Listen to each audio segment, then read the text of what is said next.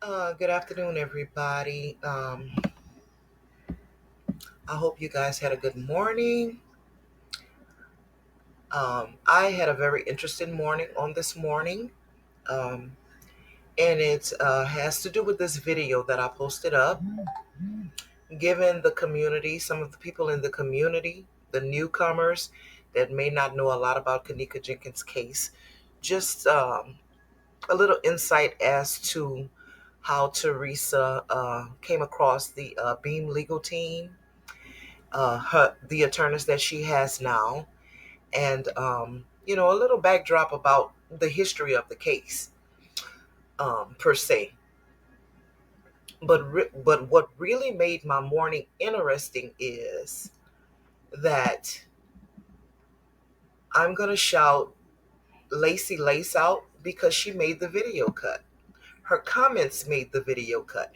She and I had a very pretty intense conversation on this morning, and so I'm going to get into it, and I'm going to share this with you. I want to share her thoughts with you. Again, shout out to Lacy Lace for making the video cut.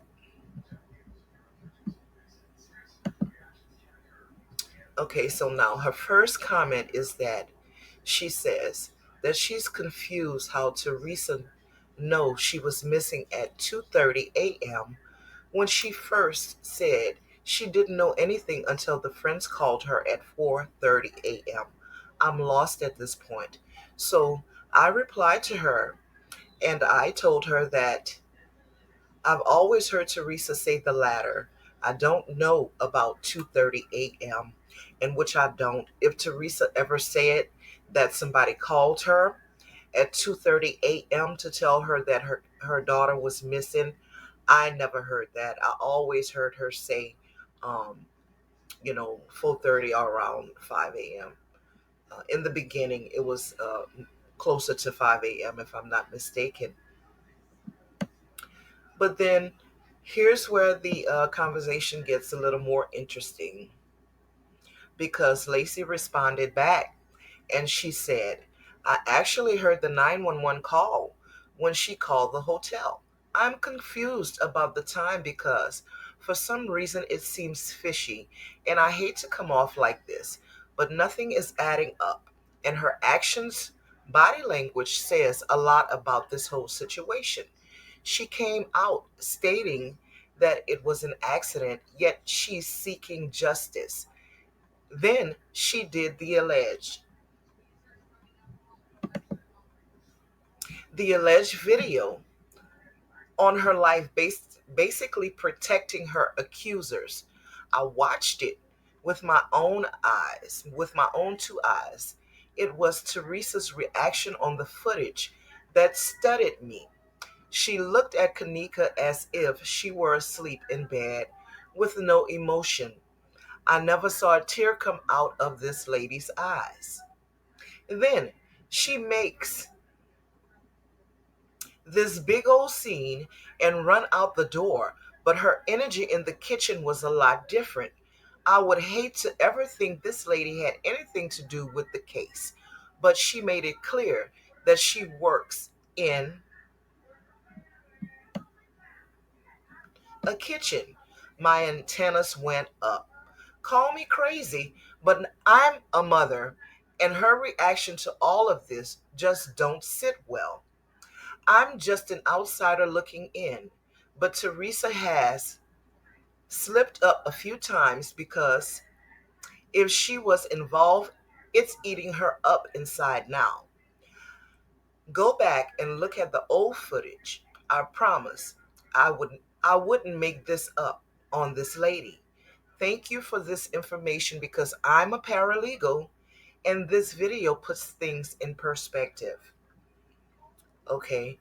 And then so I responded to her because I understand that a lot of people, Teresa may have rubbed a lot of people the wrong way. And my thing is, I never get into really, I don't like to judge people because I know everybody move differently. We all have different personalities. As I was saying, guys, we all have different personalities, so I don't like to get into judging people in that manner. Again, I'll always say that um, Kanika Jenkins was Teresa's daughter, and no matter how much we may try to say that we care, we could never care about Kanika as much as Teresa did. Okay, that's just the bottom line. It's an unnatural and an unrealistic way to think if you feel that way. Um, Now, with that being said, what really caught my attention about Lacey's post is that she said that she was a paralegal. So that led me to asking her this question. Again, shout out to Lacey for making the video cut. Thank you so much for your interaction, Lacey. Um, and this was my response to her. So, you know a little bit about the justice system, about how the justice system works, given your profession. My question to you is, once the case is closed for the victim's family, what is the next step? We know Rosemont closed the case and her death was ruled an accident. So, as a parent seeking justice for their child, what would you recommend? And by me asking and phrasing that question in that way, I was trying to get Lacey to give me her professional opinion about how would she consult? What would her consultation be if she were, uh, if she had to consult with Teresa Martin? What would she recommend? And, I'm telling her, remember, the case is closed. So, given the information that was provided to Teresa about Kanika's death, what would you tell her?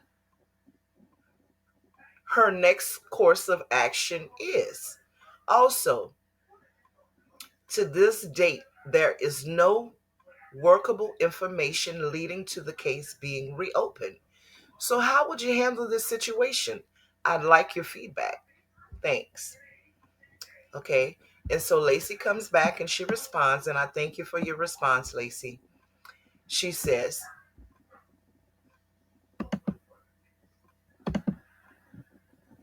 first thing I would do is put fear in my back pocket, even if it costs me my life.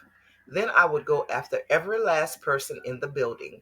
I would go to the Supreme Court to seek answers.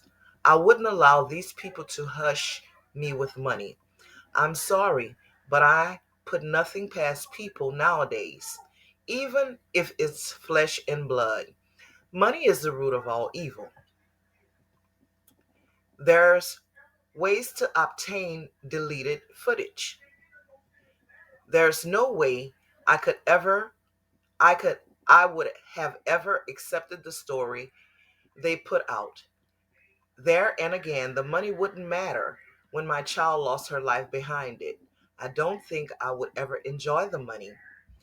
And Lacey, I totally agree with you about filing civil cases and wrongful death lawsuits and different issues that deals with the justice system. But I can tell you from personal experience that when the when they shut everything down and you have the feeling of being angry because you know deep inside of your heart that your child was wronged, the only other course of action there is to make you feel like you've done everything that you can possibly do to get justice for your child is to make them come out of their pockets. And that is in the form of a lawsuit. Does the money make it better? Absolutely not. Does the trauma still exist? Absolutely. But it's like it's a comfort in knowing that yes, even though they say the case is closed, well, then I know I. Yeah, I was saying that, it makes you feel, you know, good knowing that you've done everything that you can possibly do, you know, in seeking justice for your child, even though you really know in your heart that your child was wronged and maybe another course of action could have been taken. But because you have no authority over anything, I mean, the supreme rulers rule. And so if they say a case is closed, then that's what it is. So, and then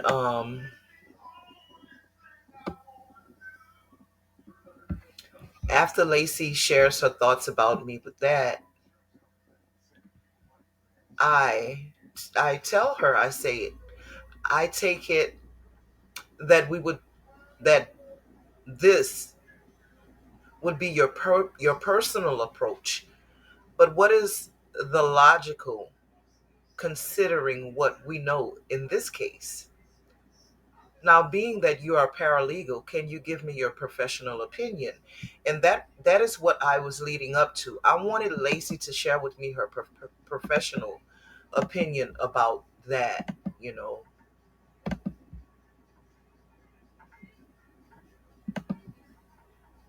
And so let's see what Lacy says.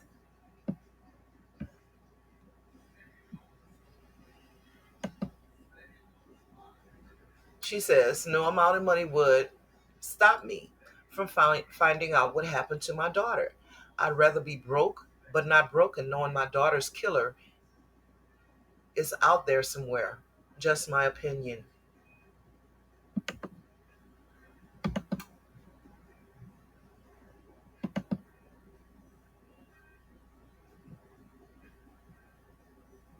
Okay.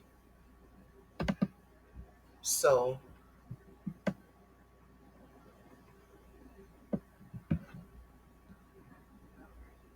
and so I tell her Kanika's case was closed and ruled an accident. Can I ask you, if you were in Teresa's position, what would you have done? And Lacy responds,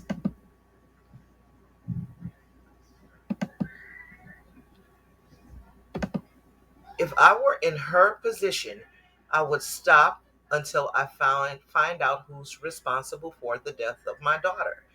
Kendrick Johnson's mother could have gone after the school and the sheriff department, but she didn't. She did her own investigation, hired private attorneys, etc. She didn't come out one day stating that nobody did anything. Yet justice for Kanika. The good Lord above knows what happened, even if the truth will never come out. So if filing a wrongful death case is for is her form of justice, then okay. But as a mother, I would need more answers. It's clear the baby was attacked and placed in the freezer. Like I said before, Lacy, I respect your opinion, but when we have to understand that when these people close these cases, um, if we don't get somebody in authority to take an interest in the case once that case is closed, and if there is no new leads, no um, solid evidence proving anything else, I mean, it is what it is. That case is going to stay shut, for an indefinite amount of time or forever. Now, what I want to share with you is that, and that's why it's imperative, it's very important for us to not always, you know, view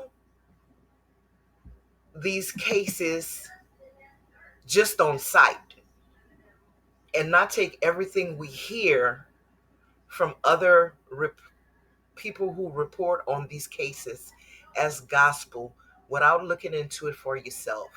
Because this is what I want to show you, Lacy. Kendrick Johnson's mother and father did absolutely file a lawsuit. Yeah, Kendrick Johnson's parents absolutely filed a lawsuit. In fact, they filed a $100 million lawsuit in the death of their son.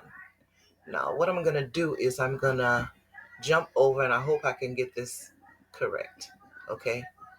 I am going to lower this and bring you right here, Lacy.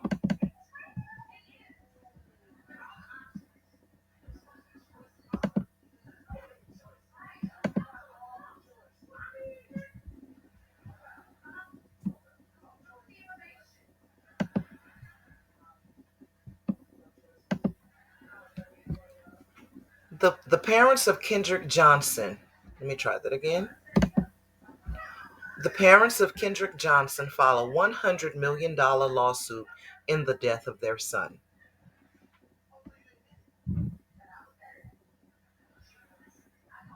And there you have it, Lacy. So, yes, they did file a lawsuit. Let's see what we can find right here. Just jump over to this, the first one I see.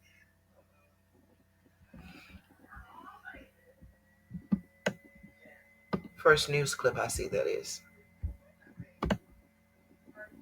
So that I could show you this. The Cox Contour Stream Player. Okay, so this is the one where they Stream what you dropped the love. lawsuit against the coroner's office. That's not the one I want. But you did see that, yes, in fact, they did. They did file a lawsuit, Lacy. So there you have it, guys. Thank you guys for watching. And again, shout out to Lacy Lace for making the video cut. You guys have a blessed day. Lacy, I really enjoyed our conversation on today. Thanks again. Bye.